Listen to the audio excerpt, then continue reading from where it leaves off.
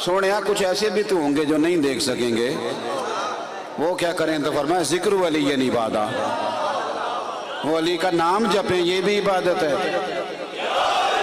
तो किस चक्कर में डाल दे। और मैं आपको एक और बात भी, आज मेरा दिल करता है बात करूं, इधर देखो मेरी तरफ, ये इन चक्करों से निकले। ये जो आपको कोई खींच के इधर ले जाता है ना, थोड़ा सा कोई इधर ले जाता है, उसे कहो हमारी क्या औकात है फैसला करें।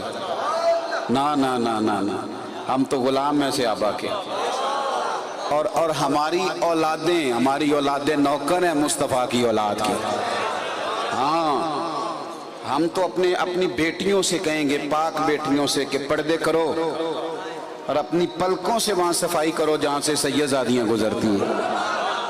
आप क्यों कच्ची पक्की बातें करते हो? डट। और ये छोड़ दें आप, ये जो आजकल मामला चला है ना, ये दुरुस्त नहीं है, अजीब मामला है। किसी जगह अगर 2 दफा नारा हैदरी इधर तगड़ा करके लग गया तो साथ एक बंदा कहता तहकीक भी ला। वो तू ठहर जा यार, आप क्या बात कर रहे हैं? तुझे कैसे शक पड़ गया कि ये तहकीक को नहीं मानता? तू ठहर जा, सब्र कर, आप तराजू ना पकड़ो। और अगर किसी ने जरा बात कर दी सहाबा की, जरा जोश में उसने कह दिया हजरत सिद्दीक अकबर के बारे में, मुझे नारा हैदरी भी लगाओ, आपने क्यों तराजू पकड़ लिया? किसने आपको कहा तराजू पकड़ने? अबू बकर की अलफ से लेकर वली की ये तक, जिसका भी नाम लो खोल के लो, जिक्र करो तो खोल के करो और तगड़ा करके करो और सही करके करो। अगर बात करो सैयदा आयशा की तो फिर भी नजरें झुका के, बात करो सैयदा उम्मा हबीबा की तो नजरें झुका के, हजरत हफ्सा की तो नजरें झुका के। कोई दुनिया में ऐसा बंदा है जो सैयदा खतीजातुल कुबरा का जिक्र करे और उसकी नजरें झुक ना जाएं? इतनी आलीशान औरत, और आप क्या बात करते हो साहब? मैं आपको एक बात बताऊं बड़ी जिम्मेदारी से, मैंने अपनी जिंदगी में वो बुजुर्ग भी देखे हैं जो कहते हैं सैयदा फातिमा का नाम ना ज़्यादा जुबान से अदा ना करो, कहीं ऐसा ना हो जाए कि लफ्ज़ ऊपर नीचे हो जाए। ये हुजूर की शहजादियाँ हैं। हज़रत उम्मे कुलसूम का जिक्र ना ज़रा ठहर के, सैयदा रुकैया, सैयदा ज़ैनब की बात ना तुम्हें पता नहीं ये कौन है? और मेरे दादा मुर्शद फरमाया करते थे, मैंने ज़िंदगी में कभी हुजूर की बेटियों के नाम बगैर वुज़ू ज़ुबान से अदा नहीं की। थोड़ा ठहरे। आप अपनी खिताबत के अंदर और अपनी नकाबत के अंदर जो आपके मन में आता है आप कर रहे हैं। आपको पता है ये कौन है? इजराइल भी आए तो डायरेक्ट नहीं आते, वो किसी से इजाजत के पाबंद नहीं, पर वो कहते हैं कि इस घर में फातिमा ज़हरा रहती है, इजाजत मिलेगी तो अंदर जाऊंगा। बात को समझे आप। हमारा तो काम था, हम तो वो जमात थे जिनसे लोगों ने अदब सीखना था, इकराम सीखना था। आप मेहरबानी फरमाएं, मैं किसी बहस में नहीं जाता, मैं चूंकि छोटा आदमी हूँ, हमें क्या जरूरत है किसी बहस में जाने की? छोटे लोग हैं, हमारी ड्यूटी अदब करने की, हमारी ड्यूटी अदब करने, नौकरी करने। और यार ये तो हुजूर की औलाद और नबी पाक के असहाब हैं। मेरे तो उस्ताद का पुत्र है, मैं तो उसके भी जूते उठाने को तैयार। मेरे तो उस्ताद का बेटा है तो मैं जूते उठाने को तैयार। मैं कुछ चीज़ें मुझे चस्का देती हैं, मुझे बड़ा मज़ा देती हैं, तबीयत को ठंडा कर देती हैं। लोग बड़ा अदब करते हैं, प्यार करते हैं। और मेरा ये दावा है कि शायद दुनिया में किसी को इतना प्यार इस ज़माने में मिला हो जितना मुझे मिला है। बड़ा प्यार किया लोगों ने मेरे साथ और मेरी औकात से बढ़ के किया। लेकिन कुछ चीज़ों का बड़ा मज़ा आता है। बड़ा मेरे उस्ताद जी ने मुझे फ़ोन किया, कहने लगे परसों पिंडी जाना है। तो अब मैंने टाइम दिए होते हैं, बड़े कई जगहों पे जाना होता है और वो सारे मामला तय होते हैं। मैं क्या उस्ताद जी होते की काम में? फरमान लगे मैं तेनों वजाहत देना ज़रूरी नहीं समझता, बड़ी बातों का मज़ा आता है, पर जितना इस बात का मज़ा आया ना, मैं क्या कमाल नहीं हो गई? फरमान लगे तेनों वजाहत देना मैं ज़रूरी नहीं समझ आई आपको मेरी बात। और यार कोई हो ना जो कहीं इधर आए ना ज़रा, आप समझे इस बात।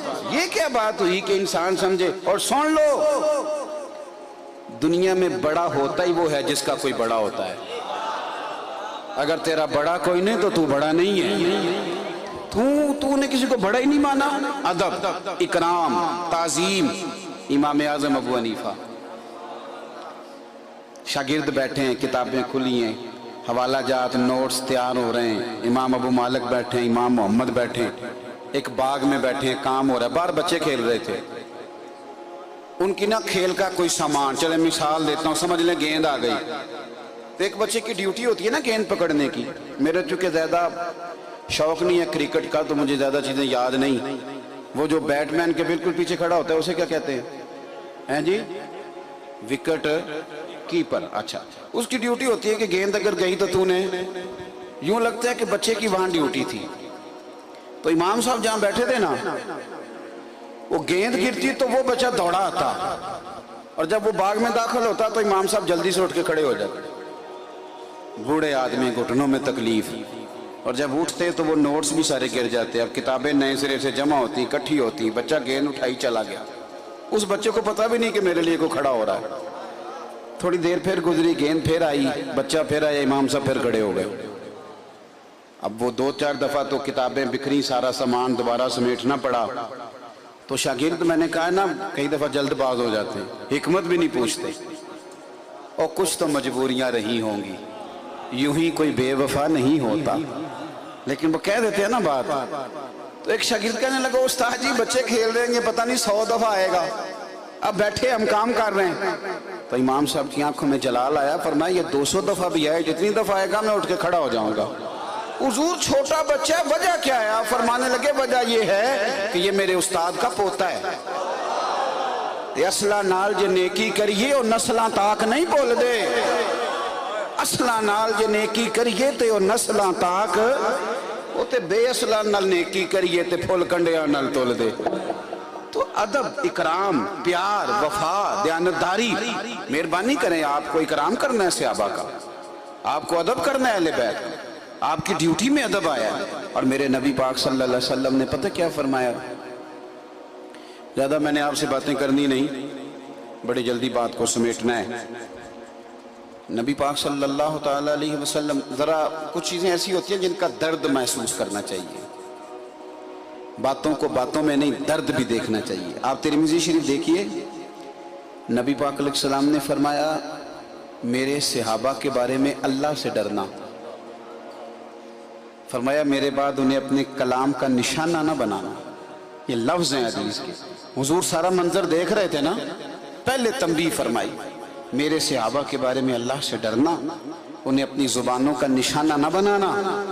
حضور فرمانے لگے جس نے ان سے محبت کی میری وجہ سے کی، اور جس نے ان سے عداوت رکھی میری وجہ سے. ہمیں تو چاہیے تھا. اور میں ایک اور بات بھی عرض کروں، میں نے جمعے میں کہا تھا، میں پھر کہتا ہوں، ہم نے بہت بڑی غلطی کی ہے زندگی میں مانتا ہوں، اور شاید سب سے بڑا مجرم اس میں ہوں. ہم نے پتہ کیا کیا ہے؟ لوگوں کو 4-5 صحابہ کا ذکر سنایا. ہم نے کبھی بتایا ہی نہیں کہ عبداللہ ابن مسعود کی کیا شان ہے. ہم نے کب کسی کو بتایا کہ اسامہ بن زید وہ حضور کے غلام ہیں، کہ نبی پاک نے فرمایا عائشہ میں اس سے محبت کرتا ہوں، تو بھی اس سے پیار کیا کر. ہم نے بتایا ہی نہیں حضرت عمار بن یاسر کا درجہ کیا ہے. ہم نے بتایا ہی نہیں حضرت زبیر بن عوام کی شان کیا ہے. ہم نے کب بتایا ہے کہ امین الامت حضرت ابو عبیدہ بن جراح کا کیا درجہ؟ لوگوں کو بتایا ہی نہیں کہ حضرت معاذ ابن جبل کے درجے کتنے اونچے ہیں. حضرت ابو ہریرہ قربان جائیں، جن کے لیے میرے نبی دعائیں فرماتے رہے. ہم نے کب لوگوں کو بتایا ہے؟ کب بتایا کہ حضرت انس بن مالک کے درجات کتنے تھے؟ ہم نے کب لوگوں کو بتایا کہ حضرت خالد بن ولید کا درجہ کیا ہے؟ ہم نے کب بتایا ہے لوگوں کو کہ بڑے لوگ دنیا سے گئے، اور ایک حضرت سعد بن معاذ بھی ہیں، جب گئے تو حضور کی ساری داڑھی آنسوؤں سے بھر گئی. ہم نے کب بتایا ہے کہ مصعب ابن عمیر کا مقام کیا ہے، سعد ابن وقاص سے میرے نبی کا پیار کتنا ہے؟ کیونکہ وہ یہ ہے کہ جو ایک ٹریک پہ چڑھ گئی نا دنیا ساری چڑھ گئی، تو لہذا میں نے نا اس محرم میں دوستوں سے کہا تھا کہ امام حسین کے لیے جتنا بندوبست ہوتا ہے نا وہ بھی تھوڑا ہے، زیادہ ہونا چاہیے. 10 محرم کو نائی نہیں ملتا دیگ پکانے کے لیے. صحیح کہہ رہا ہوں؟ روڈ پہ گاڑی نہیں ملتی، ٹریفک جام ہو. تھوڑا ہے ابھی بھی. امام حسین کی ذات بڑی اونچی ہے. لیکن میرا سوال یہ ہے کہ امام حسین زیادہ شان والے کہ مولا علی؟ تو ہمیں بھی نہیں پتا. بولو تو صحیح. حضرت امام حسین کی زیادہ شان کہ مولا علی کی؟ تو جو بندوبست 10 محرم کو کرتے ہو، یہ 21 رمضان کو بھی کرتے ہو. میری بات کی سمجھ آ رہی ہے آپ حضرات کو کہ جدھر ساری دنیا جائے گی ادھر جانا ہے؟ بھائی مولا حضرت علی تو معیار ہے نا. फरमाया जिसने अली से प्यार किया उसी का ईमान कामिल है, और जिसने अली से बुग़्ज़ रखा वो मुनाफिक है।